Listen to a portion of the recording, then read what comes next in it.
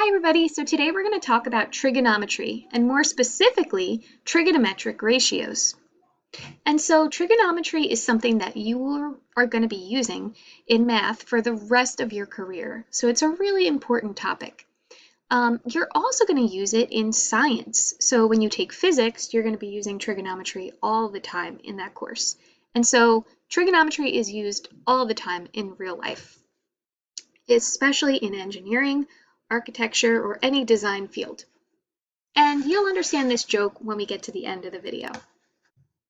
So, before we get into the specifics, the first thing I want to do is take a look at a right triangle. And so this right triangle here, what's cool about it is that because it has this 25-degree angle, then any other right triangle with the same angles, so a 25-degree angle and a right angle, is going to be similar to that right triangle.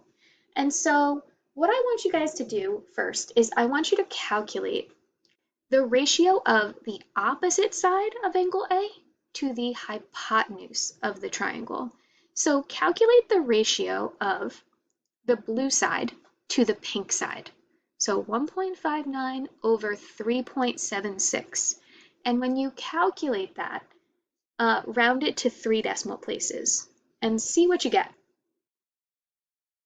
Okay, so you should have seen that the ratio between the blue and the pink side of the triangle winds up being 0.423 if you round it to 3 decimal places. And so I'm going to take the triangle and I'm going to make it much larger.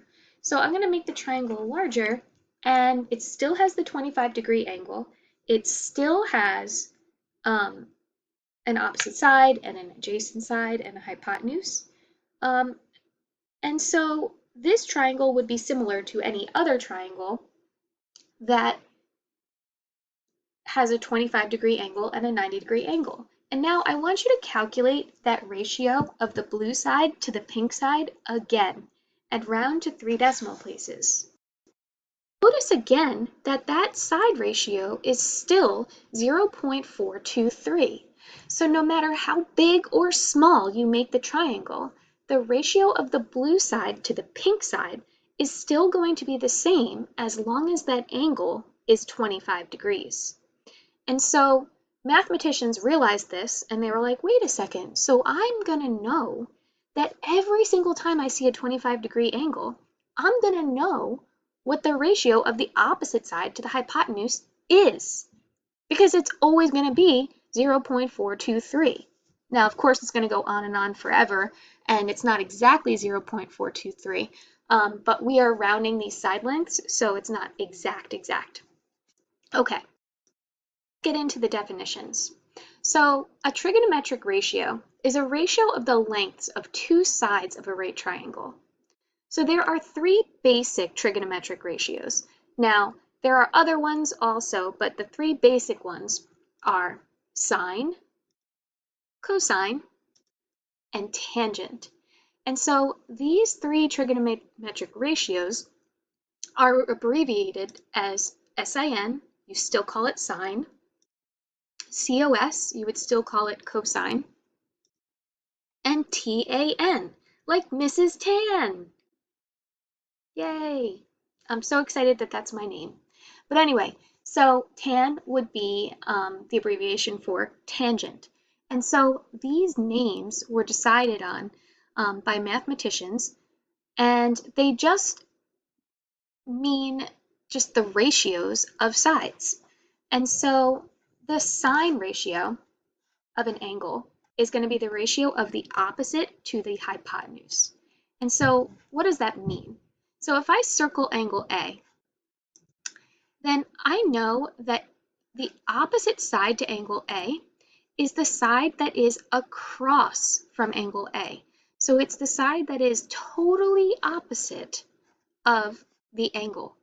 It is not touching the angle, it's totally across from that angle. And so this would always be the opposite side. The adjacent side is the side that is attached to the angle. So angle A would be adjacent to side AC. Now, angle A is also adjacent to the hypotenuse, but the hypotenuse we definitely know how to spot because the hypotenuse is always across from the 90-degree angle. So it is opposite the 90-degree angle. And so if we can spot the opposite side first, then we know what the adjacent and the hypotenuse will be. And so sine of angle A, is going to be equal to the opposite over the hypotenuse, or BC over AB. The cosine of angle A is going to be equal to AC over AB, or adjacent over hypotenuse. So cosine just means the ratio of the adjacent side to the hypotenuse. And then there's tangent. Tangent is equal to the opposite side over the adjacent side of the triangle. And so these are just predetermined ratios, and they are always the same. So it's always opposite hypotenuse for sine, adjacent hypotenuse for cosine, and opposite over adjacent for tangent. And so now let's actually calculate these for our specific angle, angle 25. So in GeoGebra, if I open this up, I will see that no matter what, so no matter how big or small this triangle gets, the opposite side changes, the hypotenuse changes, the adjacent side changes, but these ratios always stay the same.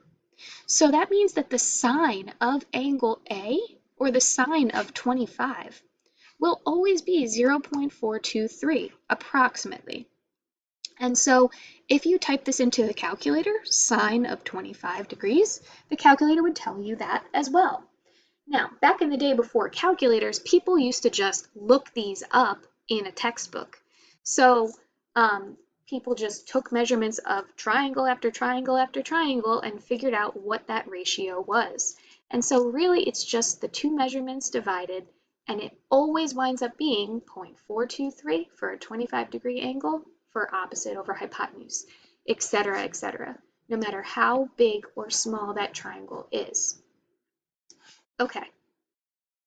Mnemonic device to remember what a trig ratio is, or what the trig ratios are, is SOHCAHTOA. SOHCAHTOA. It sounds like a really strange word. It's not really a word, it's just a mnemonic device. But it will really help you remember what the different ratios are.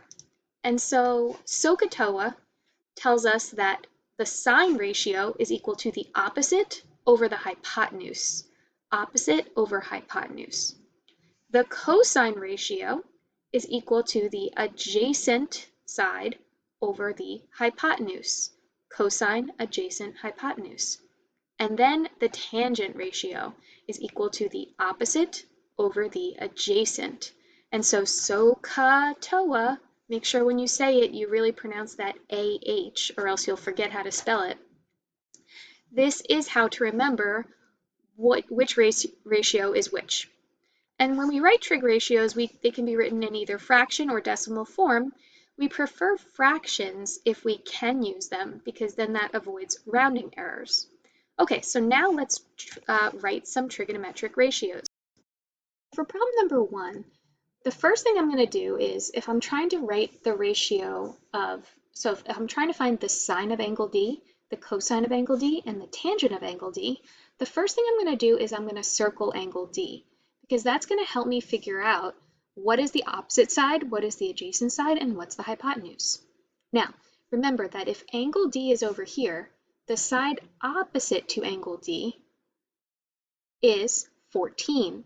So that means that this over here is my O. 14 is the opposite side because it's across from angle D.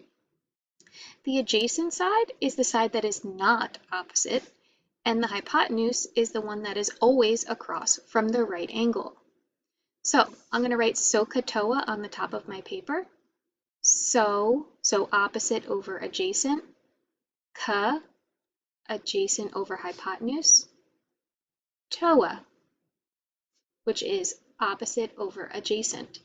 And so now I'll remember that the sine of angle D is going to be equal to the opposite over the hypotenuse, or 14 over 50. And so that is going to simplify to 7 over 25. Always simplify your trig ratios as far as you can. And so next thing I'm going to find is cosine of angle D. So for the cosine of angle D, I'm going to say adjacent over hypotenuse. So that is 48 over 50. And that is going to simplify to 24,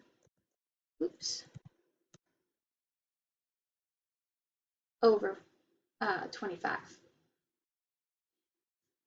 And next is tangent. So tangent of angle D is opposite over adjacent. So this one is going to be 14 over adjacent, which is 48, which is going to simplify to 7 over 24. Okay, now I'm going to switch everything around because I'm going to also calculate the sine of angle E, the cosine of angle E, and the tangent of angle E. So I'm going to go in and I'm going to erase all these markings. And that's because if I'm looking at angle E now, then I'm going to want to circle angle E. Notice that the side that is opposite angle E is not 14 anymore. 14 is the adjacent side. Which is the opposite side?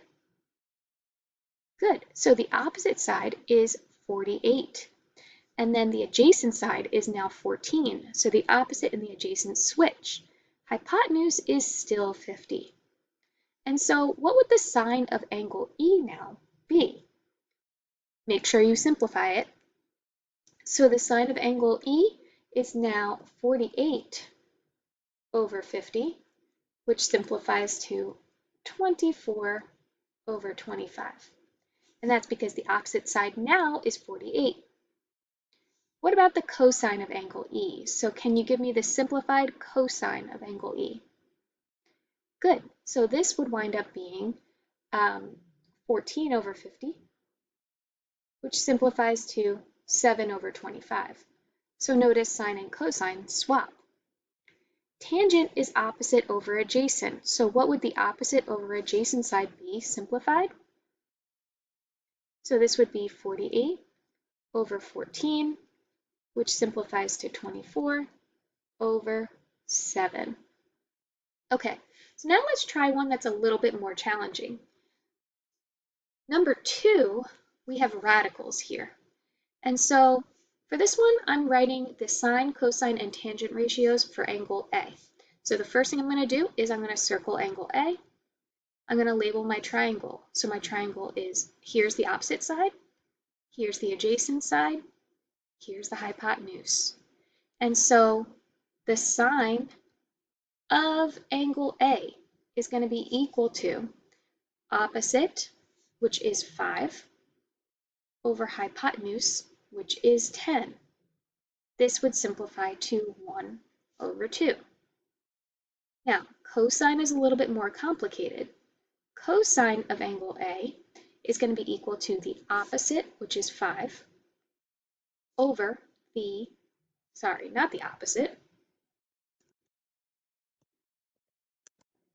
the adjacent, which is 5 root 3, over the hypotenuse, which is 10. So that would simplify to the square root of 3 over 2.